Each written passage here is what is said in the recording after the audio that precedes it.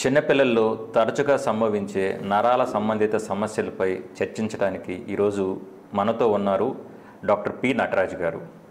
నమస్తే. నమస్తే డాక్టర్ గారు. నమస్తే. వారిని అడిగి మరిన్ని వివరాలు తెలుసుకుందాం. డాక్టర్ గారు, ఫస్ట్ ప్రశ్న వచ్చేసరికి పిల్లల్లో మూర్ఛ వ్యాధి అనేది ముఖ్యంగా తల్లిదండ్రులు కలవరపెట్టే ఒక అంశం సార్. ఈ మూర్ఛ వ్యాధి రావడానికి గల కారణాలు ఏమిటి? ఎలాంటి వైద్యం అందుబాటులో ఉంది సార్? ఈ ట్రీట్మెంట్ ఎన్నాళ్ళు కొనసాగుతుంది? మరో విషయం ఏమిటంటే, ఈ మూర్ఛ వ్యాధి వచ్చినప్పుడు ఎక్కువ మంది చేతుల్లో తాళం చెవులు అలాంటివి పెడుతూ ఉంటారు అవగాహన లేకుండా. అది చేయడం వల్ల ఉపయోగమా లేదా ఏమన్నా నష్టం ఉంటుందా? వీటి గురించి కొంచెం వివరించగలరు సార్? Okay sir. ఇప్పుడు చాలామందికి ఏంటంటే ఫిట్స్ మూర్ఛ ఒకటే అనుకుంటారు అనమాట. సో దాని క్లారిఫికేషన్ ఇస్తాను ఫస్ట్. ఫిట్స్ అంటే ఏంటంటే బ్రెయిన్లో వచ్చేసి మనకు బ్రెయిన్లో మన ప్రపంచ జనాభా ఎంత ఉందో అంత 10 సెల్స్ ఉంటాయి బ్రెయిన్లో. సో ఒక గ్రూప్ ఆఫ్ న్యూరాన్స్ అనేది ఎక్కువ దాంట్లో ఎగ్జైట్ అయినప్పుడు ఈ ఫిట్స్ వస్తుంటాయి అన్నమాట. దీనికి కారణాలు ఏంటి అంటే జ్వరం రావడం కానీ, చిన్నపిల్లలు సాధారణంగా, తర్వాత బ్రెయిన్లో ఏదైనా ట్యూమర్స్ ఉండడం కానీ, ఇన్ఫెక్షన్స్ రావడం కానీ, కొన్ని మెటబాలిక్ కండిషన్స్ కానీ, పుట్టుకతోనే బ్రెయిన్లో ఏదైనా సమస్యలు ఉండడం కానీ, ఈ ఇతర కారణాల వల్ల బ్రెయిన్లో గ్రూప్ ఆఫ్ సెల్స్ అనేది హైపర్ యాక్టివ్ అవుతాయి. దాని మూలంగా ఫిట్స్ వస్తాయి అన్నమాట. సో ఒకసారి వస్తే ఫిట్స్ అంటాం దాన్ని. సో మళ్ళీ వస్తేనే మూర్ఛ, ఎపిలెప్సీ అంటాం అనమాట. సో ప్రతి 26 మందిలో ఒకరికి జీవితకాలం ఎప్పుడో ఒకసారి ఫిట్స్ రావచ్చు అనమాట. ఇప్పుడు చిన్నపిల్లలు సర్వసాధారణంగా ఏంటంటే జ్వరంతో ఎక్కువ వస్తుంటాయి అనమాట. వాళ్ళ ఇన్ఫెక్షన్స్ వల్ల ఇవన్నీ, వీటిని ఫెబ్రల్ సీజర్స్ అంటుంటాం. సో ఈ ఫెబ్రల్ సీజర్స్ వచ్చిన వాళ్ళకి ఏంటంటే అంత సీరియస్గా తీసుకోవాల్సిన పని లేదు. ఎందుకంటే 6 సంవత్సరాల లోపల వరకు ఉంటుంది చాలామందికి, 99% జ్వరం వచ్చినప్పుడే వస్తుంటాయి అనమాట. తర్వాత 1% మందికి మాత్రమే 6 సంవత్సరాల తర్వాత ఫిట్స్ వచ్చే అవకాశం ఉంటుంది. సో ఫిట్స్ వేరు, ఎపిలెప్సీ వేరు. సో మళ్ళీ వస్తే దాన్ని ఎపిలెప్సీ అంటాం అనమాట. సో ఈ ఎపిలెప్సీ అనే దానికి రకరకాల కారణాలు ఉంటాయి. మళ్ళీ వచ్చేదానికి ఒకసారి ఫీవర్ లేకుండా రావడం, అది జన్యుపరమైన కారణాలు ఉండొచ్చు, ఫ్యామిలీలో ఎవరికైనా ఉంటే ఉండొచ్చు, తర్వాత తలకు దెబ్బ తగలడం వల్ల కానీ, తర్వాత తలలో ట్యూమర్స్ ఉండడం కానీ. సో పుట్టుకతోనే తలలో కొన్ని రకాల మార్పులతో పుడతారనమాట. అంటే కంజనటల్ మాల్ ఫార్మేషన్స్ ఉంటారనమాట. దాంట్లో రకరకాల మాల్ ఫార్మేషన్స్ వల్ల ఈ బ్రెయిన్ సెల్స్ హైపర్ యాక్టివ్ అవి ఫిట్స్ వస్తుంటాయి, మాటికి వస్తుంటాయి. దీన్ని ఎపిలెప్సీ మూర్ఛ అంటాం. సో దీన్ని నిర్ధారించేదానికి ఏంటంటే మనం ఫిట్స్ బ్రెయిన్లో మనకు కుడి చేయి ఎడమ చేయలాగాను, కుడి పక్క బ్రెయిన్ ఎడమ పక్క బ్రెయిన్ ఉంటుంది. అట్లనే frontal lobe, temporal lobe, parietal occipital, ఒక్కొక్క లోబు నుంచి ఒక్కొక్క వైపు నుంచి రకరకాలమైనటువంటి లక్షణాలు వస్తాయన్నమాట. సో చిన్నపిల్లల ఫిట్స్కి పెద్దల ఫిట్స్కి చాలా తేడా ఉంటుంది. మనం సర్వసాధారణంగా చూసేది ఏంటంటే చేయి కాలు కొట్టుకోవడము, చొంగగారడము, యూరిన్ పాస్ చేయడము అట్లే చూస్తాం. సో దాన్ని మోటార్ సీజర్ అంటాం. సో అట్లా కాకుండా నాన్ మోటార్ కూడా ఉంటాయి, పిల్లలు ఎక్కువ వస్తుంటాయి అనమాట. అవి ఎట్లుంటాయంటే స్టక్ అయిపోతాం, మాట స్టక్ అయిపోతుంటారు. తర్వాత మెమరీ సంబంధించిన సమస్యలు రావచ్చు, కొన్ని ప్రవర్తన సంబంధించిన సమస్యలు, అంటే ఊరికొరికి ఏడుస్తూ ఉంటారు, మనం ఏదో అనుకుంటాం ఏడుస్తున్నారంటే, ఒకసారి నవ్వుతుంటారు కూడా. తర్వాత కొందరు చదువులో వెనకబడిపోతుంటారు అనమాట, మెమరీ సమస్యలు. తర్వాత నడకలు కూడా తేడా రావచ్చు. ఇవన్నీ నాన్ మోటార్ సీజర్స్ అనేటివి పిల్లల్లో సర్వసాధారణంగా ఉంటుంది. చాలామంది ఏమవుతారంటే పిల్లలు ఇట్లాంటి సమస్యలు వచ్చినప్పుడు చిన్నపిల్లల చేష్టలు అనేసి వాళ్ళు నెగ్లెక్ట్ చేస్తుంటారు. సో ఇవి మనం వెంటనే నిర్ధారించకపోతే సో వాళ్ళకి డెవలప్మెంట్ మీద ఇబ్బంది కలిగే అవకాశం ఉంటుంది, చదువు మీద కానీ, ప్రవర్తన మీద కానీ, నడక మీద కానీ. కాబట్టి వీటిని నిర్ధారించడానికి ఏం చేస్తామంటే ఫస్ట్ లక్షణాలు కనుక్కుంటాం. ఆ లక్షణాలను బట్టి మనం ఇది కుడివైపు నుంచి వచ్చిందా, ఎడమవైపు నుంచి వచ్చిందా, ఇది మోటారా, నాన్ మోటారా, అది ఫిట్సా కాదా, ఈ లక్షణాలు బట్టి ఒక కన్క్లూజన్కి వస్తాం. దాని తర్వాత కొన్ని ఇన్వెస్టిగేషన్స్ చేస్తాం. సో ఫిట్స్ అనేది బ్రెయిన్ నుంచి వస్తాయి కాబట్టి బ్రెయిన్ స్కాన్, ఎంఆర్ఐ స్కాన్ తీస్తాం అనమాట. అంటే బ్రెయిన్లో ఏదన్నా ట్యూమర్స్ ఉండడమా, లేకుంటే ఇంకేదైనా సమస్య ఉందా ఏంటనేసి. దాని తర్వాత ఈజ్ అంటాం. ఈజ్ అంటే ఏంటంటే బ్రెయిన్ యాక్టివిటీ, అంటే ఫిట్స్ యాక్టివ్ స్పైక్స్ అంటాం దాన్ని, అది నిర్ధారించేదనమాట. సో ఇప్పుడు ఇంకోటి ఏంటంటే వీడియో ఈజ్ అంటాం అనమాట. వీడియో ఈజ్ అంటే ఏంటంటే మనం ఒక రూమ్లో పెట్టేసి వీడియో రికార్డ్ చేస్తాం. మనం ఏదైతే ఫిట్స్ లాగా అనుకుంటున్నామో ఆ మూమెంట్స్ రికార్డ్ అవుతాయి అనమాట. ఆ మూమెంట్ వచ్చినప్పుడు ఈ ఈజ్లో తేడా గమనిస్తాం. ఈ మూమెంట్స్ వచ్చినప్పుడు ఈ ఈజ్లో ఏమైనా తేడా ఉంటేనే దాన్ని ఫిట్స్ లాగా పరిగణిస్తాం, లేదంటే ఫిట్స్ లాగా పరిగణిస్తాం అనమాట. ఎందుకంటే రకరకాల మూమెంట్స్ ఉంటాయి బాడీలో, డెవలప్మెంట్, చిన్నపిల్లల మామూలు మూమెంట్స్ కూడా ఉండొచ్చు అనమాట. సో అవి ఫిట్స్ కావు. సో ఇట్లా నిర్ధారించడం వల్ల ఏమవుతుందంటే మనకు ఏది ఫిట్స్తో కాదో నిర్ధారణ కరెక్ట్గా మందులు ఇవ్వడం వల్ల వాళ్ళకి సైడ్ ఎఫెక్ట్స్ రాకుండా మంచి భవిష్యత్తు ఇచ్చేదానికి అవకాశం ఉంటుంది. దాంతోపాటుగా ఈ వీడియో ఈజీ వల్ల ఏమవుతుందంటే ఏ రకమైన ఫిట్స్ని కూడా నిర్ధారించవచ్చు. అంటే మనకు రకరకాల ఫిట్స్కి రకరకాల మందులు ఉంటాయి అనమాట. ఇప్పుడు మనకు మలేరియాకి ఒక మందు ఇస్తాం, టైఫాయిడ్కి ఒక మందు ఇస్తాం. అట్లనే ఫిట్స్లో మనకు మైక్లోన్ జెస్క్ అయితే ఒక రకమైన ఫిట్స్ ఇస్తాం, జీటీసీఎస్ ఒక రకంగా మందులు ఇస్తాం, ఆబ్జెన్ సీజర్ ఒక రకమైన మందులు ఇస్తాం. సో దీనివల్ల మనం ఈ వీడియో ఈజీ వల్ల ఏ రకమైన ఫిట్స్ అని కూడా నిర్ధారిస్తాం, దానికి కరెక్ట్ మందు ఇచ్చేదానికి అవకాశం ఉంటుంది. సో మూమెంట్స్ కూడా చాలా ఉంటాయి మనకు. ఫిట్సే కాకుండా మనకు డిస్టోనియా అనేసని, ట్రెమర్స్ అనేసని, సో తర్వాత జెర్క్స్, ట్రెమర్, ఇట్లాంటివన్నీ కూడా ఫిట్స్ లాగానే ఉంటాయి కానీ ఫిట్స్ కాదు. సో ఇవన్నీ మనం ఈ వీడియో ఈజీ ద్వారా నిర్ధారించి తర్వాత కరెక్ట్ ట్రీట్మెంట్ ఇచ్చి వాళ్ళ భవిష్యత్తును కాపాడడానికి చాలా అవకాశం ఉంటుంది. Very good sir. సో దీంతో పాటుగా మనకు మెడిసిన్స్ ఏంటంటే మెడిసిన్స్ చాలా వరకు కంట్రోల్ అవుతాయి అనమాట. 100కి 80% వరకు మెడిసిన్స్ కంట్రోల్ అవుతాయి. సో తర్వాత మళ్ళీ 20% మందికి మాత్రం కంట్రోల్ కావు. వాళ్ళకి 2-3 డ్రగ్స్ ఇవ్వాల్సి ఉంటుందన్నమాట. సో దీనికి కూడా మనకు కంట్రోల్ కాకపోతే ఇప్పుడు అడ్వాన్స్గా ఏంటంటే కీటోజెనిక్ డైట్ అంటాం. సో ఈ కీటోజెనిక్ డైట్ ఏంటంటే మనం తీసుకున్న ఆహారంలో కొన్ని మార్పులు చేస్తాం అనమాట. అంటే 3 రేషియోస్ వచ్చి ఫ్యాట్ ఇస్తాం, 1 రేషియో వచ్చేసి ప్రోటీన్ కార్బోహైడ్రేట్ కాంబినేషన్ ఇస్తాం, దీంతో పాటుగా కొన్ని విటమిన్స్, డైటరీ ఫైబరు. సో ఇది మా పర్యవేక్షణలో ఇవ్వడం వల్ల సైడ్ ఎఫెక్ట్స్ రాకుండా ఉంటుంది అనమాట. సో ఇది ఒక రకమైన ట్రీట్మెంట్. దీన్ని కూడా కంట్రోల్ కాకపోతే మనము ఫిట్స్లో బ్రెయిన్లో ఏ భాగాన్ని ఫిట్స్ వస్తాయో ఆ భాగాన్ని కొన్ని సపరేట్ టెస్టులు చేస్తాం. పెట్ స్కాన్ అని తర్వాత ఫంక్షనల్ ఎంఆర్ఐ ఇట్లా ఈకాగ్ ఇట్లా టెస్టులు చేసి ఏ భాగంలో ఫిట్స్ వస్తున్నాయో ఆ భాగాన్ని సర్జరీ రిమూవ్ చేయడం వల్ల ఫిట్స్ కంట్రోల్ అయ్యే అవకాశం ఉంటుంది. కానీ సర్జరీ అనేది అంటే 150 మంది మాత్రమే అవసరం ఉంటుంది. చాలా వరకు కూడా మందులతోనే కంట్రోల్ అవుతుంది అనమాట. సరే, ఇది సుమారు మందులు ఎన్ని సంవత్సరాలు వాడాల్సి ఉంటుంది? ఎక్కువ మంది ఏంటంటే ఫిట్స్ ఉన్నవాళ్ళు జీవితకాలం మందులు వాడాల్సి ఉంటుందని ఒక అపోహ ఉంది. రెండో అపోహ ఏంటంటే ఇంతకుముందు నేను అడిగిన ప్రశ్న, తాళం చేతులు అవి ఐరన్ వస్తువులు చేతిలో పెడుతుంటారు, అలా చేయొచ్చా సార్? అది మంచి ప్రశ్న సార్ అది. సో ఇంతకుముందు చెప్పినట్టు ఫెబ్రవరి సీజన్స్ అంటాం అన్నమాట. ఫెబ్రవరి సీజన్స్ అంటే ఫిట్స్ చిన్నపిల్లలు వస్తాయి 1 సంవత్సరం నుంచి 6 సంవత్సరాల వయసు వరకు. వాళ్ళకి జీవితకాలం వాడాల్సిన పని లేదు. వాళ్ళకి ఏంటంటే ఫీవర్ అనేది ప్రొవోకింగ్ ఫ్యాక్టర్ అనమాట. ఫీవర్ వల్ల బ్రెయిన్ సెల్స్ హైపర్ యాక్టివ్ అయిపోయి ఫిట్స్ వస్తుంటాయి. సో ఫీవర్ వచ్చినప్పుడు మాత్రమే ఇవ్వాల్సిన అవసరం ఉంటుంది. ఒక 3 రోజులు ఇస్తే సరిపోతుంది.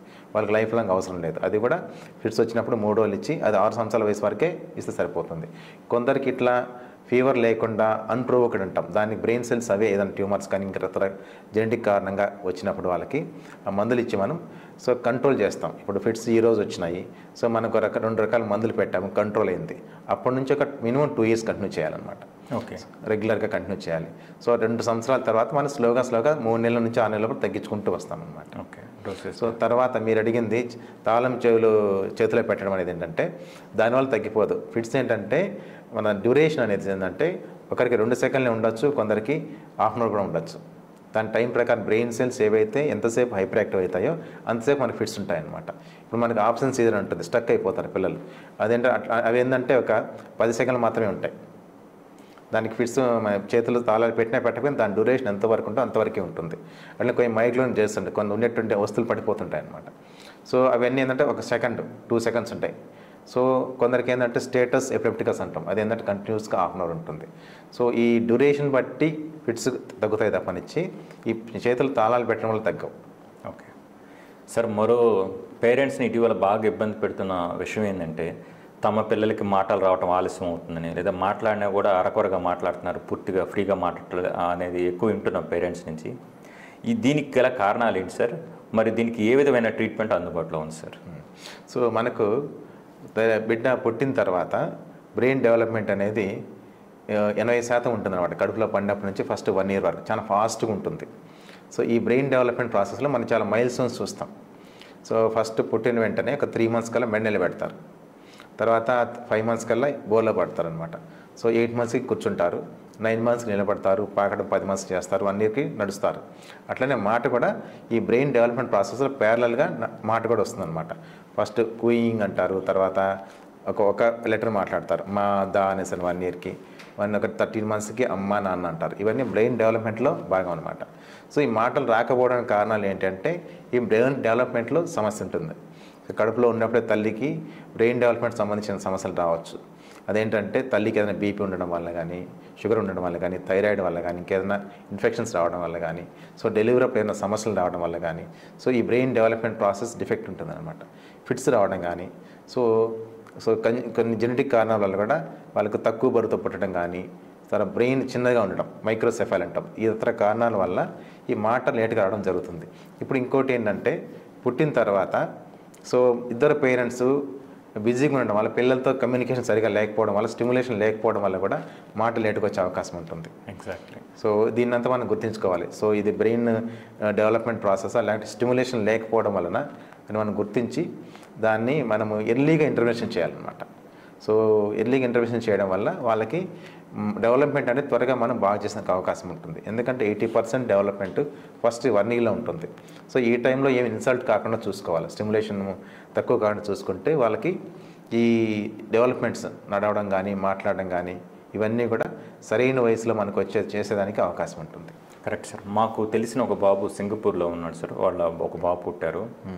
హస్బెండ్ వైఫ్ ఇద్దరు ఎంప్లాయీస్ అవటం వల్ల ఆ బాబు బాధ్యత ఒక ఆయమ్మకి ఇచ్చారు సార్, ఎక్కడి నుంచి తీసుకెళ్ళారు. ఈ బాబుకి ఆయమ్మ ఏం చేసింది, ఒక సెల్ ఫోన్ పడేసేసి ఆవిడ వీటి కదలకుండా ఉండాలని ఆవిడ పనులు ఆవిడ చేసుకునేది. చానాల తర్వాత ఆ బాబుకి మాటలు రావడం ఆలస్యం చూస్తే మెయిన్ కారణం ఏంటంటే ఆ బాబు ఎక్కువ సెల్ ఫోన్లు చూడటం వల్ల, మీరు అన్నట్టుగా తల్లిదండ్రులతో ఆ స్టిమ్యులేషన్ లేకపోవడం వల్ల, ఈ ఎలక్ట్రానిక్ గాడ్జెట్స్ కూడా ఈ మాటలు రావడానికి డీల్ అవ్వడానికి కూడా కారణం అవ్వచ్చు. ఎగ్జాక్ట్లీ ఏంటంటే మనకి పిల్లల్ని పెంచేదానికి ఏంటంటే మనకి విలేజ్ ఎన్విరాన్మెంట్ కావాలి. ఎందుకంటే విలేజ్లో ఏంటంటే మన హౌసెస్ అన్నీ ప్యారలల్గా ఉంటాయి, హారిజాంటల్ పక్క పక్కన ఉంటాయి. మనకు టౌన్లో అంటే వర్టికల్గా ఉంటాయి. మనకు టౌన్లో పక్కన ఎవరుండరు కూడా తెలియదు చాలా వరకు. విలేజెస్ ఏంటంటే ఆ ఎన్విరాన్మెంట్లో అందరూ పలకరిస్తూ ఉంటారు, మా అమ్మమ్మలు తాతయ్యలు. అదొక స్టిమ్యులేషన్ అనమాట పిల్లలకి. సో ఆ స్టిమ్యులేషన్ వల్ల బ్రెయిన్ డెవలప్మెంట్ వచ్చేసి మాటలు త్వరగా వచ్చేదానికి అవకాశం ఉంటుంది. ఆ స్టిమ్యులేషన్ అనేది చాలా ఇంపార్టెంట్. మీరు స్టిమ్యులేషన్ గురించి చెప్తున్నారు. స్టేటస్లు చూసుకొని చాలామంది పిల్లల్ని వేరే వాళ్ళతో కలవనీయకుండా, వాచ్మెన్ వాళ్ళ పిల్లలని కావచ్చు, లేదా వాళ్ళు మనకన్నా తక్కువ స్థాయిలో కావాలని చాలా, అది ఒక రకంగా చెప్పాలంటే వాళ్ళ అజ్ఞానం అనే భావించవచ్చు సార్ మనం. నిజమే సార్ అది. ఎందుకంటే పిల్లలకి ఆ డిఫరెన్సెస్ తెలియకూడదు. వాళ్ళు they are like plain people, plain paper లాగా. వాళ్ళందరితో కలిసిమెలిసి కావాలనుకోవడం వల్ల ఏమంటే కొన్ని ఇమిటేషన్ ద్వారా, ఇప్పుడు ఒక పెద్ద పిల్లడు ఉన్నాడు, అబ్బాయి చేసేది చిన్నపిల్లలు చూసి నేర్చుకుంటారు. పెద్దలతో చెప్పి నేర్చుకోవడం కంటే కూడా వాళ్ళ తోటి పిల్లలతో చూసి నేర్చుకోవడం చాలా బాగుంటుంది అనమాట. అదొక డెవలప్మెంట్. షేరింగ్ ఆఫ్ థింగ్స్ అవన్నీ చాలా ఇంపార్టెంట్. ముఖ్యంగా పిల్లలు తల్లిదండ్రులను ఎక్కువ ఫాలో అవుతూ ఉంటారు సార్. నాకు బాగా ఇష్టమైన డైలాగ్ సార్, దేవా కట్ట గారు ఒక మూవీలో చెప్తాడు సార్, మనిషి తాను విత్తిన పంటనే కోస్తాడని ఒక డైలాగ్ ఉంటుంది సార్. ఇట్ హోల్డ్స్ ట్రూ అండి. తండ్రి ఏం చేస్తాడో లేదా తల్లి ఏం చేస్తుందో వాళ్ళని చూసి పిల్లలు ఇమిటేట్ అవ్వడం అనేది అది సర్వసాధారణం సార్. నిజం సార్, అదే కరెక్ట్ అది సార్. మరో ముఖ్య అంశం సార్, ఇటీవల ఆటిజం అనే పదం నేను కూడా తరచుగా వింటున్నాను సార్. అసలు ఈ ఆటిజం అంటే ఏంటి, దీనికి గల కారణాలు ఏంటి, ఆటిజం యొక్క లక్షణాలు ఏంటి, ఈ ఆటిజాన్ని మనం ఎలా అధిగమించవచ్చు సార్? సో ఆటిజం అనేది ఈ మధ్యకాలం చాలా చూస్తున్నాం సార్. ఎక్కువగా మన విలేజ్ల కంటే కూడా ఈ టౌన్లో ఎక్కువ చూస్తున్నాం. విలేజ్ ఇంతకుముందు చెప్పుకున్నట్టు విలేజ్లు అంటే ఒక ఎన్విరాన్మెంట్ ఉంటుంది వాళ్ళకి. సో అందరూ మాట్లాడడం, ఈ స్టిమ్యులేషన్ పుట్టిన తర్వాత అందరూ పలకరించడం అంతా చేయడం వల్ల వాళ్ళు తెలియకుండానే ఒక ట్రీట్మెంట్, డెవలప్మెంట్కి ట్రీట్మెంట్ లాగా ఉంటుందన్నమాట. సో విలేజ్ పీపుల్లో చాలా తక్కువ ఉంది ఆటిజం అనేది. ఈ ఆటిజం అనేది ఈ టౌన్లో, మెట్రోపాలిటన్ సిటీస్లో, ఐసోలేటెడ్ ఫ్యామిలీస్లో ఎక్కువ ఉందన్నమాట. సో ఇదొక బ్రెయిన్ డెవలప్మెంటల్ డిజార్డర్ అనమాట. ఈ కమ్యూనికేషన్ స్కిల్స్ సరిగా లేకపోవడం, సోషల్ కమ్యూనికేషన్ సరిగా లేకపోవడం, సో రిపీటెడ్ యాక్టివిటీస్ అంటే ఇప్పుడు అతను పిలిచినప్పుడు మన వైపు చూడకపోవడం, ఐ టు ఐ కాంటాక్ట్ లేకపోవడం మెయిన్. అతని పేరు పిలిచినప్పుడు ఏదో లోకంలో ఉంటాడు, తన లోకంలో తను ఉంటాడు. తర్వాత లాంగ్వేజ్ ఎంటర్ లేకపోవడం, కమ్యూనికేషన్స్ లేకపోవడం, తర్వాత కొన్ని మోటార్ యాక్టివిటీస్ రిపీటెడ్గా చేయడం.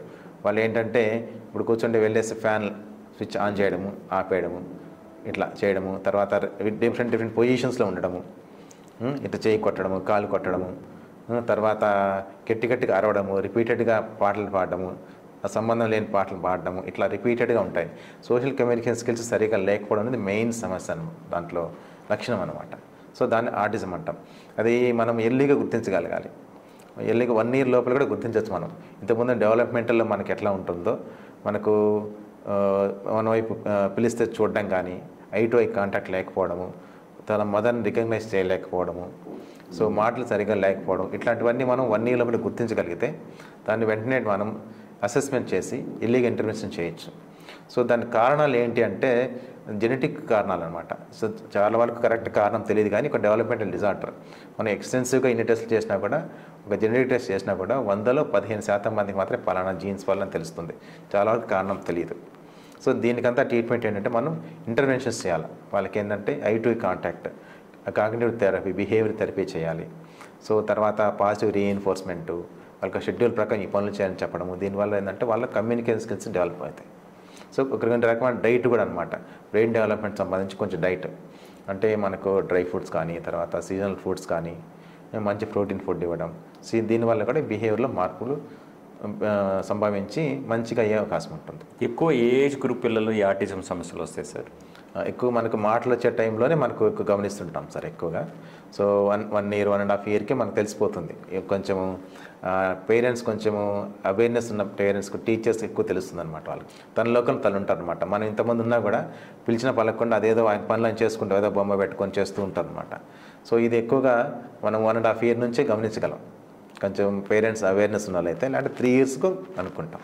సార్ మరో ఇంపార్టెంట్ క్వశ్చన్ సార్, ఇవాళ రేపు ప్రీమెచ్యూర్ బేబీస్, నెలలు తక్కువ పిల్లలు పుట్టడం జరుగుతుంది సార్. చాలా సందర్భాలు అది మాల్ న్యూట్రిషన్ కావచ్చు, ఐవీఎఫ్ కావచ్చు, లేదా ఇతరత్ర హెల్త్ రిస్క్ ఫ్యాక్టర్స్ కావచ్చు. ఈ జనరల్గా ఇట్లా ప్రీమెచ్యూర్ బేబీస్లో సాధారణంగా ఎదురయ్యే శారీరక మానసిక సమస్యలు ఏమిటి సార్? సో ప్రధాన కారణం ప్రీటర్మ్ బేబీస్కి అవేర్నెస్ లేకపోవడం. సో ఇప్పుడు పల్లెల్లో తీసుకుంటే వాళ్ళకు చిన్న వయసులో పెళ్లి చేస్తారు. ఒక 15 ఏళ్ళకే అమ్మాయిలు పెళ్లి చేసేస్తారు అనమాట. వాళ్ళకు బేబీ సరిగా ఎట్లా కేర్ తీసుకోవాలో కూడా తెలియదు వాళ్ళకి. అండ్ హెల్త్ చెకప్ సరిగా చేసుకుపోవడం వల్ల వీళ్ళంతా ఈ కడుపులో బిడ్డ అనేది సరే డెవలప్మెంట్ కాకుండా ఉంటుందన్నమాట. సో తర్వాత న్యూట్రిషన్, వాళ్ళకు ఎకనామిక్ స్టేటస్ సరిగా లేకపోవడం వల్ల సరైన న్యూట్రిషన్ తీసుకోకపోవడం, సో అనీమియా వల్ల, సో దీని మూలంగా కూడా కడుపులో ఉన్న బిడ్డ సరైనటువంటి వెయిట్ రాకుండా పోతారు. సో కొన్ని పాశ్చాత్య దేశాలు ఏంటంటే కొన్ని స్మోకింగ్, ఆల్కహాల్ తీసుకుంటుంటారు. సో దానివల్ల కూడా కడుపులో బిడ్డ డెవలప్మెంట్ సరిగా ఉండదు, కొన్ని ఇన్ఫెక్షన్స్ రావడం. సో తర్వాత బీపీ ఉండడం కానీ, హైపర్ టెన్షన్, షుగర్ ఉండడం కానీ, థైరాయిడ్ ఉండడం వల్ల కానీ, తర్వాత డెలివరీ అప్పుడు ఏమవుతుందంటే ప్రీమెచ్యూర్ డెలివరీస్. సో ఇట్లా కొన్నిసార్లు జ్వరం వస్తుంది, ఇన్ఫెక్షన్స్ వస్తుంది, జ్వరం ఎక్కువైపోయి ప్రీమెచ్యూర్ డెలివరీస్ జరుగుతూ ఉంటాయి. తర్వాత పుట్టిన తర్వాత ఏడవకపోవడం, అంటే బ్రెయిన్కి ఆక్సిజన్ అందకపోవడం, దీనివల్ల అంతా కూడా ప్రీమెచ్యూర్గా డెలివరీ అయిపోతారు. సో మామూలుగా అయితే Indian average baby wait 2.7 kilos ఉండాలి, 2.7 యావరేజ్గా. సో అంత కాకుండా కొంచెం తక్కువ ఉన్నప్పుడు ఏమవుతుందంటే దాని ఇండికేషన్ ఏంటంటే కడుపులో ఉన్నప్పుడు బ్రెయిన్కి డెవలప్మెంట్ సరిగా లేదని అర్థం. సో దాని మూలంగా ఈ ప్రీటర్మ్ బేబీస్ వస్తున్నారు అనమాట. సో బ్రెయిన్ డెవలప్మెంట్ సరిగా ఉండదు ప్రీటర్మ్ బేబీస్లో, తక్కువ బరువుతో పుట్టడం కానీ, సో తల చిన్నగా ఉండడం కానీ, కొన్ని జన్యుపరమైన కారణాలు కూడా ఉంటాయన్నమాట. సో దాన్ని మైక్రోసెఫాలీ అంటారు. సో దీని మూలంగా ఈ ప్రీటర్మ్ బేబీస్ పుడతారన్నమాట. దీనివల్ల ఏమవుతుందంటే డెవలప్మెంట్ అనేది ఎఫెక్ట్ చూపిస్తుంది. సరైనటువంటి వెయిట్ లేకపోవడం వల్ల బ్రెయిన్ డెవలప్మెంట్ సరిగా లేకపోవడం. ఇప్పుడు మనము చూస్తుంటాం ఈ ఎగ్స్ కూడా, కోడిగుడ్లు కూడా త్వరగా ముందు పుట్టేస్తే ఏమవుతుంది, అది సరిగా రాదు. అట్లనే ముందుగా పుడితే బేబీస్ కూడా డెవలప్మెంట్ అనేది సరిగా ఉండదు. ఇది సరైన వయసులో టైంకు నిలబడకపోవడము, నడవలేకపోవడము, మాటలు రాకపోవడము, తర్వాత కొందరు ఫిట్స్ రావడం కానీ, కొందరు మెమరీ సంబంధించిన సమస్యలు రావడం కానీ, కొంచెం మెంటల్ రిటార్డ్ కావడం కానీ, ఇవన్నీ సమస్యలు జరుగుతుంటాయి అన్నమాట. ఐక్యూ లెవెల్స్ తక్కువ ఉంటాయి, లర్నింగ్ కెపాసిటీ తగ్గిపోతుంది, కొంచెం విజన్ సమస్యలు కానీ, హీరింగ్ సమస్యలు కానీ, so language issues, communication skills, fits, epilepsy కూడా వచ్చే అవకాశం ఉంటుంది వాళ్ళకి. సో ఈ జన్యుపరమైన కారణాల వల్ల ఈ కొన్ని బ్రెయిన్లో కూడా డెవలప్మెంటల్ డిఫెక్ట్స్ ఉంటాయి. సో ఆ డెవలప్మెంట్ డిఫెక్ట్ వల్ల బ్రెయిన్ సెల్స్ కూడా హైపర్ యాక్టివ్ అయిపోయి ఫిట్స్ వస్తూ ఉంటాయి. ఫిట్స్ మళ్ళీ రికరెంట్గా రావడం వల్ల కూడా డెవలప్మెంట్ సమస్య వస్తూ ఉంటుంది. సో ఈ ప్రీటర్మ్ బేబీస్కి మనం ఏంటంటే అవేర్నెస్ క్రియేట్ చేయాలి. సో సరైన వయసులో పెళ్లి చేసుకోవాలి, తర్వాత గుడ్ యాంటీనేటల్ చెకప్స్ కరెక్ట్గా తీసుకోవడం, డెలివరీ కూడా హాస్పిటల్లో డెలివరీ చేయాలి. సో మంచి న్యూట్రిషన్ తీసుకోవాలి. సో బేబీ కేర్ కూడా మదర్ వయసు ఒక మెచ్యూర్ ఏజ్ వచ్చిందంటే బేబీని కూడా చూస్తానికి బాగుంటుంది. అవును సార్. సో అది సరిగా లేకపోవడం అనేది అంటే బేబీ కూడా సరిగా న్యూట్రిషన్ లేకపోవడం ఉంటుంది. నా దగ్గర ఈ మధ్యలో ఒక బేబీ వచ్చారు, ఒక 2 years baby.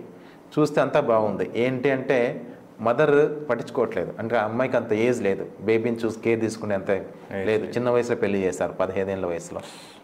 So baby delivery అయింది కానీ బేబీని ఎట్లా హ్యాండిల్ చేయాలి, ఫుడ్ ఎట్లా పెట్టాలి, ఎట్లా కేర్ తీసి తెలియకపోవడం వల్ల డిలే వచ్చేసింది. సో ఆమెకు మళ్ళీ ఇట్లా మనం ఎక్స్ప్లెయిన్ చేసి ఫుడ్ పెట్టాలి, ఇట్లా టైంకి ఫుడ్ పెట్టాలి, ఇట్లా పెట్టాలి, ఇట్లా నడిపించాలని చేస్తే అప్పుడు కొంచెం పికప్ అయింది. సో ఇట్లా అవేర్నెస్ లేకపోవడం వల్ల కూడా. సో కొందరు లేట్ మ్యారేజ్ చేసుకుంటారు, 35 years ఉమెన్ అట్లా చేసుకోవడం వల్ల అట్లా కూడా పిల్లలు సరిగా గ్రోత్ లేకుండా పుట్టే అవకాశం ఉంటుంది. సో ఒక ప్రొటెక్టివ్ ఏజ్ పీరియడ్ అంటే 15 to 35 years అనేది రిప్రొడక్టివ్ ఏజ్ పీరియడ్ ఫిమేల్కి.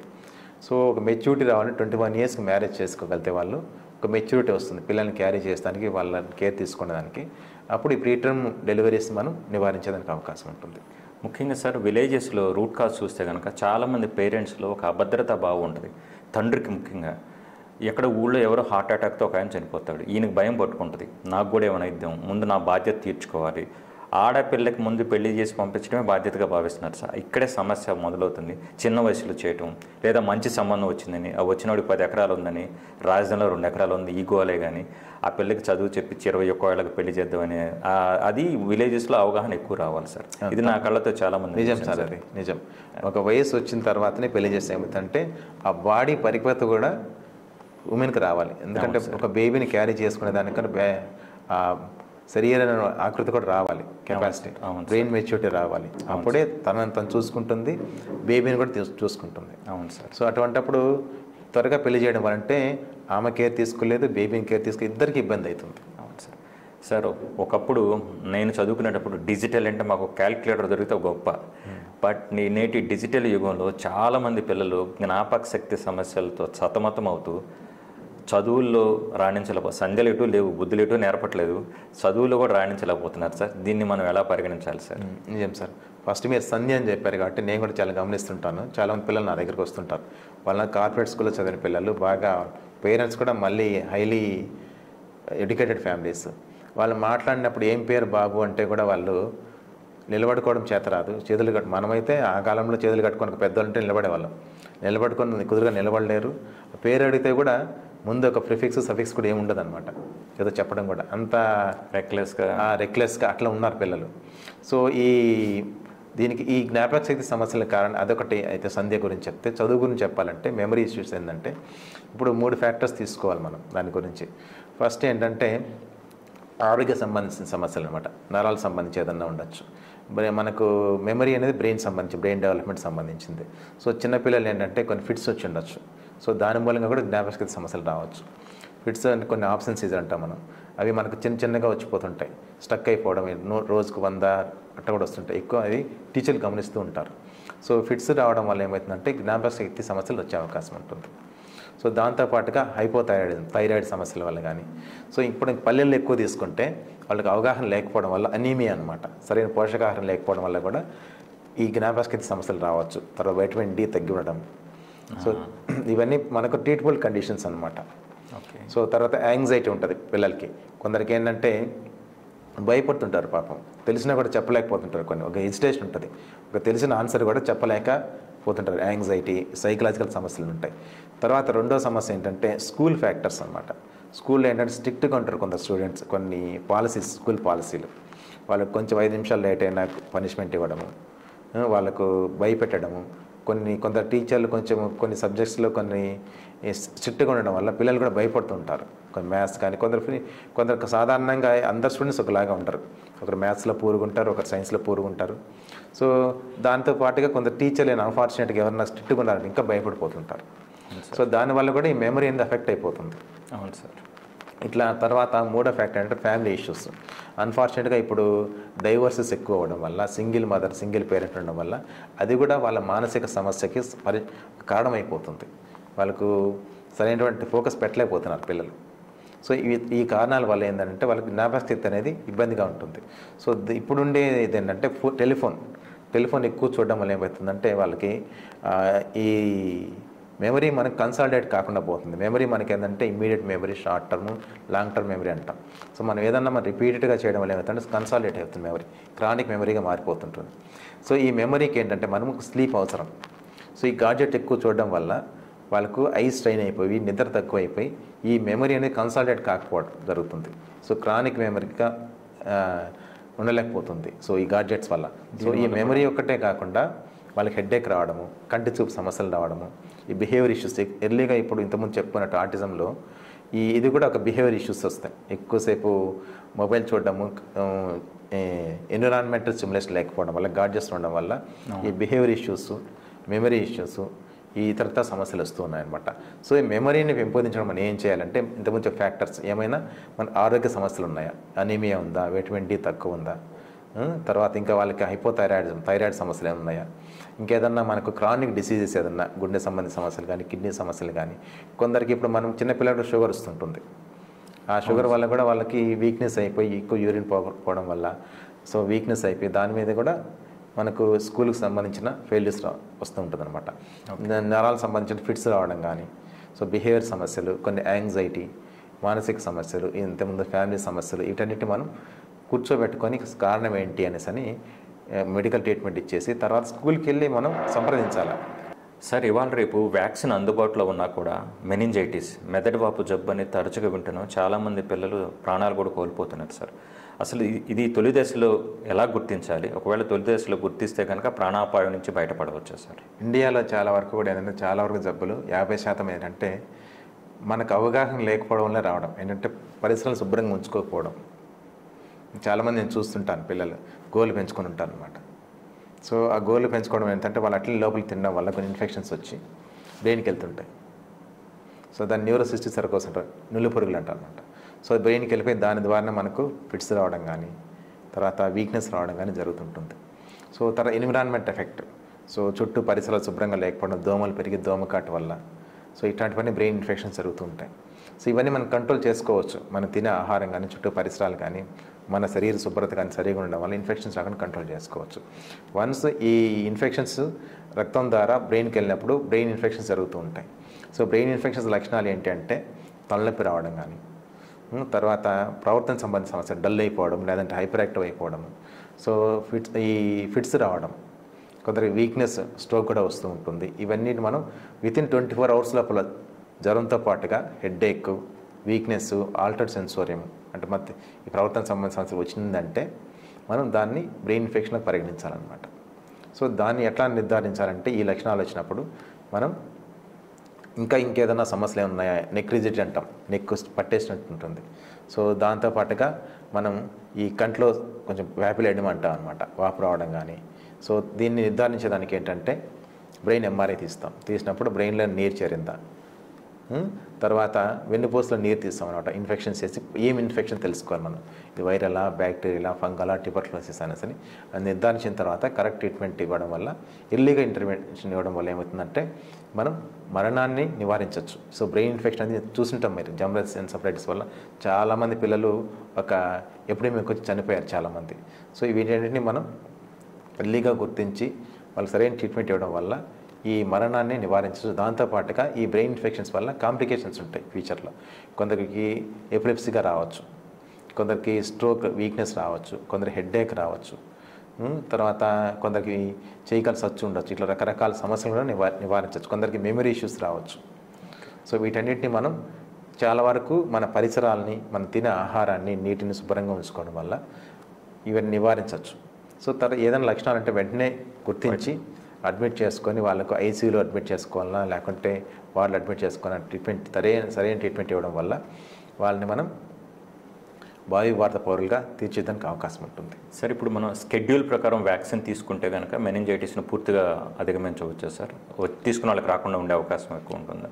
తీసుకునే వాళ్ళకి రాకుండా అవకాశం ఉంది సార్. జనరల్ ఎన్సెఫలైటిస్ మనం వ్యాక్సిన్స్ చాలా ఇస్తున్నాం.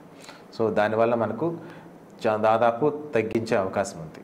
సో వ్యాక్సిన్ ప్రివెంటబుల్ డిసీజెస్ మనం ఇవ్వడం వల్ల చాలా వరకు మన ఇండియాలో ప్రపంచం లైఫ్ స్పాన్ పెరిగింది. ఈ కమ్యూనికబుల్ డిసీజెస్ కూడా ఈ రేట్ తగ్గిందనమాట. ఇప్పుడు ఏదన్నా వస్తే కొత్త వైరస్ వల్ల రావాలి తప్పనిచ్చి మనం ఇచ్చిన వ్యాక్సిన్ వల్ల అనేది చాలా కంట్రోల్ ఉంటుంది. Okay, good sir. సార్ ఇప్పుడు చాలామంది పిల్లల్లో హైపర్గా ఉంటారు, ఇప్పుడు హైపర్ యాక్టివ్గా ఉంటారు. ఈ హైపర్ యాక్టివిటీ అనేది సాధారణమైన భావించవచ్చా లేదా ఇదేమైనా అబ్నార్మాలిటీ చేస్తారు? హైపర్ యాక్టివ్ అనేది అబ్నార్మలే సార్ చెప్పాలంటే. ఎందుకంటే హైపర్ యాక్టివ్ ఇది బ్రెయిన్ డెవలప్మెంటల్ డిజార్డర్ అనమాట. ఇంతకుముందు ఆటిజం చెప్పుకున్నట్టే ఇది కూడా ఒక డెవలప్మెంటల్ బిహేవియర్ డిజార్డర్ అనమాట. వాళ్ళకి ఏంటంటే ఒక చోట కుదురుగా కూర్చోరు. ఇప్పుడు ఒకవేళ నా దగ్గరికి వస్తుంటారు పిల్లలు, కూర్చొని వాళ్ళు నా వస్తువులు అది తాకడము, ఇది చేయడము, ట్యాప్ తిప్పడము, ఈ పెన్నుతో రాసుకోవడము, ఇది పాడు చేయడము, ఆ ఫ్యాన్ లేయడము, ఆపేయడము, ఇట్లా ఊరికే కుదురుగా కూర్చోరు. అది అటెన్షన్ ఉండదు అనమాట. అట్లా సో హైపర్ యాక్టివ్ ఉంటారు అనమాట. ఏదంటే అది స్కూల్లో కూడా చెప్తారు, టీచర్ ఎక్కువ గమనిస్తుంటారు అనమాట. పక్కన పిల్లల్ని డిస్టర్బ్ చేయడము, వాళ్ళు రాసుకుంటే వాళ్ళ పెన్ను లాక్కోవడము. తర్వాత ఇంపల్సెస్ కొన్ని ఉంటాయి. ఇప్పుడు ఏదైనా క్వశ్చన్ అడిగినప్పుడు అతని టర్మ్ వచ్చే వరకు ఆగడనమాట, ఇతని ముందు చెప్పడం ఇంపల్సివ్గా. సో ఇవన్నీ కూడా కొంచెం డిజార్డర్స్ అనమాట. దీన్ని ADHD అంటాం, attention deficit hyper active disorder. దాని నేమ్లో ఉన్నట్టే అటెన్షన్ ఉండదు, తర్వాత హైపర్ యాక్టివ్ ఉంటారు. దీన్ని ADHD అంటే ఇదంతా ఒక డెవలప్మెంటల్ డిజార్డర్ అనమాట. సో దీన్ని మనం కానీ వాళ్ళకి మంచి మెమరీ ఉంటుంది, కానీ దాన్ని కుదురుగా కూర్చోలేరు. సో చాలా డిస్టర్బెన్స్ చేస్తారు, తనకు డిస్టర్బెన్స్ ఉంటుంది తన వల్ల. తర్వాత ఎందుకంటే కాన్సన్ట్రేట్ చేయలేరు. తర్వాత హైపర్ యాక్టివ్ వాళ్ళు స్కూల్ అంతా మిగతా పిల్లలతో డిస్టర్బ్ చేస్తుంటారు. సో ఇదంతా ఒక బిహేవియర్ డిజార్డర్. ఇది కూడా ఒక జన్యుపరమైన కారణం వల్లే జరుగుతుంది. దీని మనం ఎల్లిగా గుర్తించి వాళ్ళకి సరైనటువంటి మెడికేషన్ కూడా కొన్ని ఉన్నాయి. అటెన్షన్ డెఫిషియెంట్ తగ్గించేదాన్ని, హైపర్ యాక్టివ్ డిజార్డర్ తగ్గించేదానికి. దాంతోపాటుగా థెరపీ అనమాట, వాళ్ళకి అటెన్షన్ క్రియేట్ చేసేదానికి థెరపీ, బిహేవియర్ థెరపీస్ చేయడం వల్ల వాళ్ళు మామూలు నార్మల్ చైల్డ్ లాగా చేసేదానికి అవకాశం ఉంటుంది. సార్ పెద్దవాళ్ళలో పక్షవాతం అనేది కామన్గా సంభవించే అవసరం, హై బ్లడ్ ప్రెషర్ వల్ల మెయిన్ కారణం. పిల్లల్లో కూడా పక్షవాతం రావడానికి అవకాశం ఉంటుంది సార్? ఉంటుంది సార్. ఎందుకంటే కడుపులో ఉన్న బిడ్డ నుంచి 100 సంవత్సరాల వయసు వరకు ఏ బిడ్డకైనా కూడా బ్రెయిన్ డెవలప్మెంట్ ఏజ్ నుంచి మనకు ఈ స్ట్రోక్ వచ్చేదానికి అవకాశం ఉంటుంది. సో కడుపులో ఉన్న బిడ్డ కూడా ఏంటంటే కొన్ని జెనెటిక్ కారణాల వల్ల కానీ, సో తల్లికి ఏదన్నా బీపీ వల్ల కానీ షుగర్ వల్ల కానీ థైరాయిడ్ వల్ల కానీ సర్క్యులేషన్ అయిపోయి తల్లి గర్భంలో ఉన్నప్పుడే స్ట్రోక్ వచ్చేందుకు అవకాశం ఉంటుంది. కొన్ని జన్యుపరమైన కారణాల వల్ల కూడా తల్లి గర్భంలో కూడా స్ట్రోక్ వచ్చే ఛాన్స్ ఉంటుంది. సో దాన్ని మదర్ ఎట్లా నిర్ధారించవచ్చు అంటే మూమెంట్స్ తగ్గినప్పుడు అది నిర్ధారించవచ్చు. కొంచెం తెలివైన మదర్స్ అయితే చెప్తారు మూమెంట్స్ తగ్గినప్పుడు మనం ఈ స్కాన్ తీసినప్పుడు తెలుస్తుంది అనమాట. సో ఇది ఒక రకమైన కారణం. సో ఈ లక్షణాలు స్ట్రోక్ లక్షణాలు ఎలా ఉంటాయి పెద్దలతో పోలిస్తే పిల్లలతో ఎలా ఉంటుందంటే పిల్లలతో మనం కనుక్కోలేం స్ట్రోక్ వచ్చిందా ఏంటని. సార్ వాళ్ళంటే మనం ఎట్లా గమనించాలంటే యాక్టివిటీ సరిగా లేకపోవడం, పుట్టిన వెంటనే చేయి కాళ్ళు 4 కాళ్ళు ఆడించలేకుండా ఒక వైపునే ఆడించడం వల్ల గమనిస్తాం. తర్వాత ఫీడింగ్ సరిగా తీసుకోకపోవడం, డల్గా ఉండడం. సో అది పుట్టిన పిల్లల్లో మనం స్ట్రోక్గా భావించాలి. తర్వాత 1 ఇయర్ లోపల వచ్చినకి ఏంటంటే నడక మొదలైనప్పుడు ఏమవుతుందంటే ఒకవైపు కాళ్ళు ఇడ్చుకుంటూ నడుస్తారనమాట. సో అది మనం పిల్లలు చెప్పలేరు, అది గమనించుకోవాలి మనం. దాన్ని ఇన్ఫాంటల్ హెమిప్లీజియా అంటారు అనమాట 1 ఇయర్ లోపల వస్తాయి. సో తర్వాత దీనివల్ల ఇంకొంచెం పెద్ద వయసుకు వచ్చిన తర్వాత 10 ఇయర్స్ కంటే అడల్ట్ లాగానే తెలిసిపోతుంది. ఒక కాళ్ళు చేసి వచ్చి రావడం కానీ, మాట తేడా రావడం కానీ, చూపు సంబంధించిన సమస్యలు రావడం కానీ. సో ఇట్లా చిన్నపిల్లల్లో కూడా పెద్దల్లాగానే స్ట్రోక్ వచ్చేదానికి అవకాశం ఉంటుంది. కారణాలు ఏముంటాయంటే పెద్దల్లో అయితే మనకు డయాబెటీస్, హైపర్ టెన్షన్ ఇట్లా కారణాలు, స్మోకింగ్ ఇట్లా తీసుకుంటే పిల్లలు ఏంటంటే రక్తం గడ్డ కట్టే స్వభావం ఉండేట్టు ఉంటుంది అనమాట. సో జెనెటిక్ కారణాల వల్ల రక్తం ఎక్కువ గడ్డ కట్టుతుంది. సో తర్వాత సికిల్ సెల్ డిసీజ్ అంటాం మనం.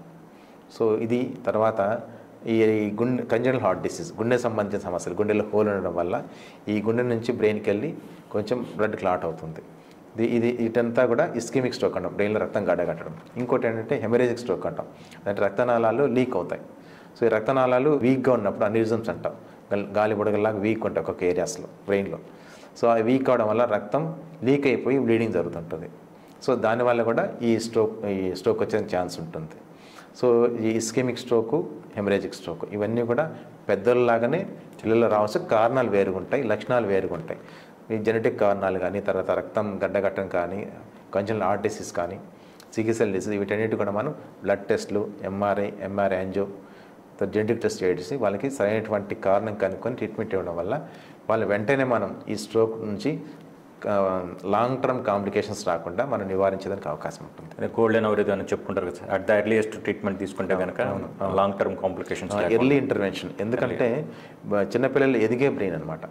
100% ఫస్ట్ 1 ఇయర్లోని బ్రెయిన్ చాలా ఫాస్ట్గా డెవలప్ అవుతూ ఉంటుంది. ఆ టైంలో ఏమైనా ఇన్సల్ట్ వస్తే అది లాంగ్ టర్మ్లో పెద్ద ఎఫెక్ట్ చూపిస్తుంది. కాబట్టి సో మనం ఎర్లీ ఇంటర్వెన్షన్ చేసినప్పుడు మనం కూడా ఈ లాంగ్ టర్మ్ కాంప్లికేషన్ ప్రివెంట్ చేసేందుకు అవకాశం ఉంటుంది. దాన్ని న్యూరనల్ ప్లాస్టిసిటీ అన్నమాట. ఈ మార్పును మనం చేయొచ్చు అనమాట. చేయడం వల్ల వాళ్ళకి ఫర్దర్గా ఫ్యూచర్లో పెద్ద కాంప్లికేషన్స్ లేకుండా వాళ్ళకు ఆల్మోస్ట్ నియర్ నార్మల్ అయ్యేదానికి అవకాశం ఉంటుంది. సార్ మనం కండరాల సమస్యలు జనరల్గా స్పోర్ట్స్ పీపుల్లో కానీ లేదా వృత్తిపరమైన వాళ్ళకి కానీ ఎక్కువ చూస్తూ ఉంటాం. పిల్లల్లో కూడా కండరాల సమస్యలు ఉంటాయా? అది ఏమైనా డెఫిషియన్సీ వల్ల కండరాల సమస్యలు ఉంటాయా సార్? ఉంటాయి సార్. మనకు కండరాలు అంటే 3 రకాల కండరాలు ఉంటాయి సార్ మన బాడీలో. స్కెలిటల్ మజిల్స్ అంటాం అనమాట. స్కెలిటల్ మజిల్ అంటే బోన్కి అతుక్కొని ఉండే కండరాలు స్కెలిటల్ మజిల్స్. తర్వాత కార్డియాక్ మజిల్, గుండె కూడా కండరమే. తర్వాత ఇంకా స్మూత్ మజిల్ అంటాం, అంటే మనకి పేగుల్లో ఇంటెస్టైన్లో ఉండే కండరాలు. సో ఇవన్నీ కూడా కండరాలు అంటాం. సో ఈ కండరాల సమస్య అనేది మనకు ఎక్కువగా స్కెలిటల్ మజిల్స్తోనే ఎక్కువ గమనిస్తూ ఉంటాం. కొందరికి 3 కలిసి ఉండొచ్చు, లేదా ఒకటే ఉండొచ్చు. సో ఈ కండరాలు సమస్య వల్ల ఏమవుతుందంటే అది ఎవరికైనా రావచ్చు, కడుపులో ఉన్న బిడ్డ నుంచి పెద్దలు ఎవరికైనా రావచ్చు. సో ఈ కండరాలు అనేది సరిగా కాంట్రాక్ట్ కాకపోవడం వల్ల తల్లి కడుపులో ఉన్నప్పుడు తెలుసుకోవచ్చు. చాలా మందికి మూమెంట్స్ సరిగా ఉండవు. రోజుకు యావరేజ్గా 12 మూమెంట్స్ చేయాలి తల్లి కడుపులో ఉన్నప్పుడు. అందుకంటే తక్కువ ఉంటే తేడా ఉన్నట్టు అనమాట. సో ఇది ఒక రకమైన డిసీజ్, అది గుర్తించవచ్చు.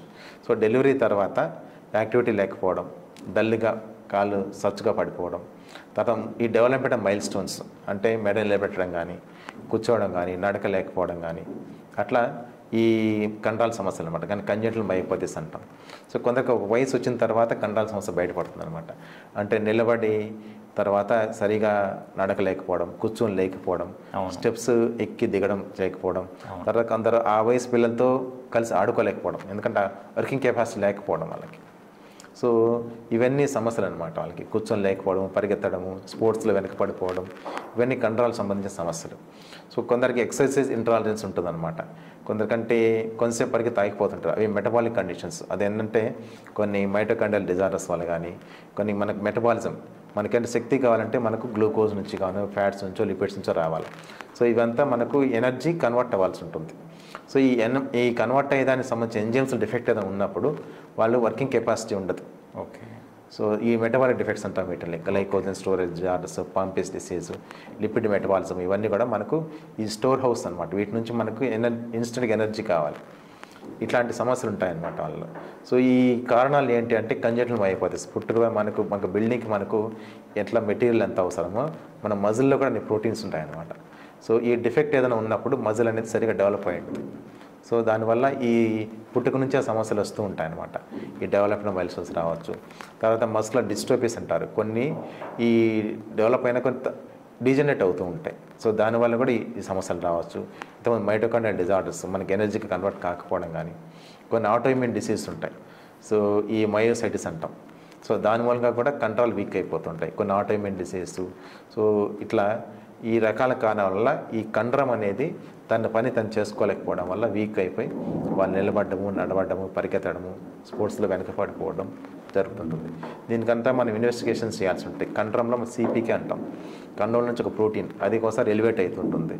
కొన్నిసార్లు ఎలివేట్ కాకపోయినా కూడా కొన్ని కండిషన్స్లో మనం నిర్ధారించాల్సిన అవసరం ఉంటుంది. కానీ ఈ మజిల్ బయాప్సీ అంటాం ఇప్పుడు చేయట్లేదు, ఎందుకంటే మనకు జెనెటిక్ టెస్ట్ వచ్చేసినాయి అనమాట.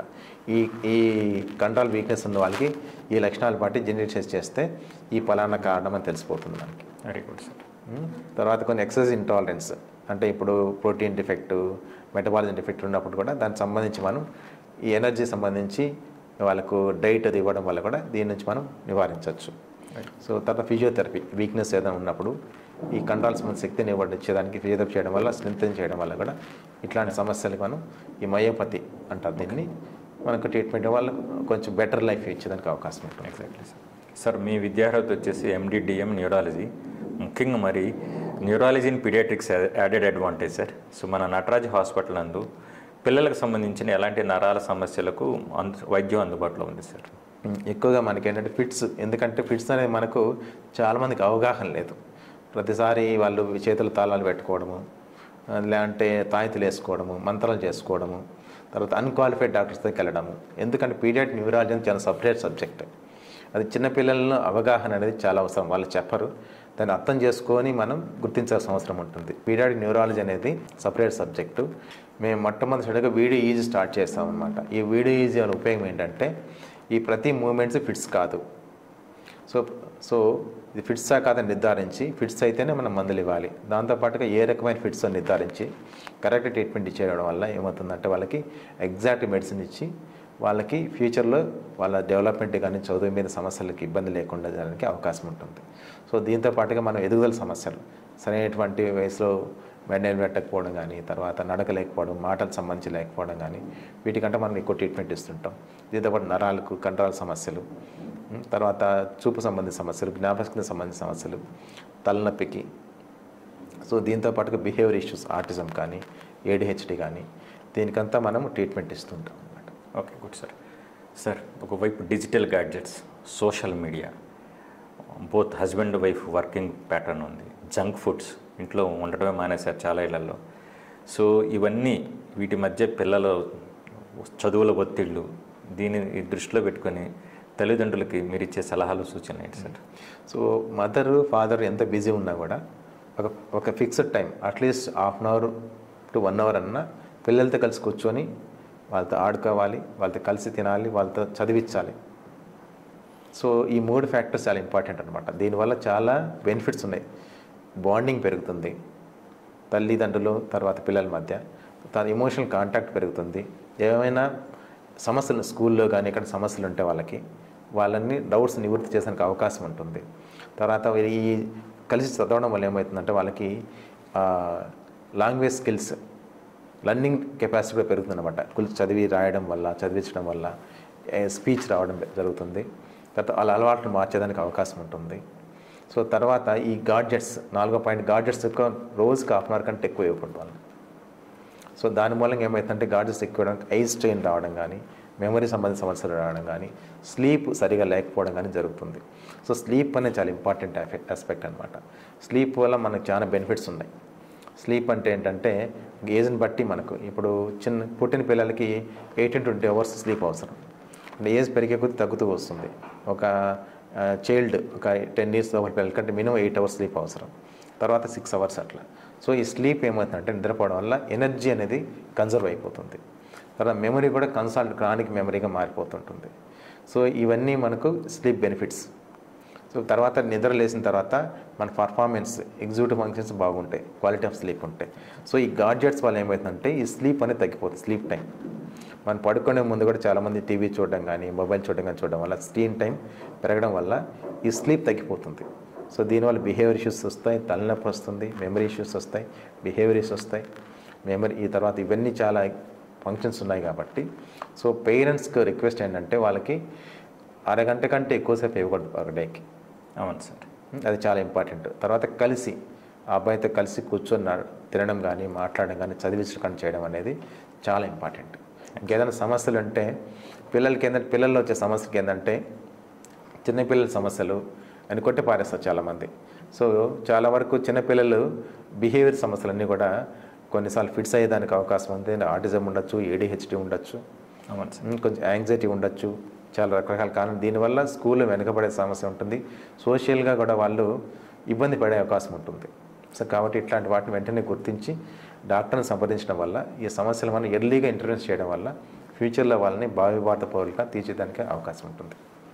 సార్, మా SHO AP టీవీకి విచ్చేసి పిల్లల్లో తరచుగా సంభవించే నరాల జబ్బుల పట్ల సుదీర్ఘ వివరణ ఇచ్చి మాలో చైతన్యం నింపినందుకు గాను మీకు కృతజ్ఞతలు. Thank you sir.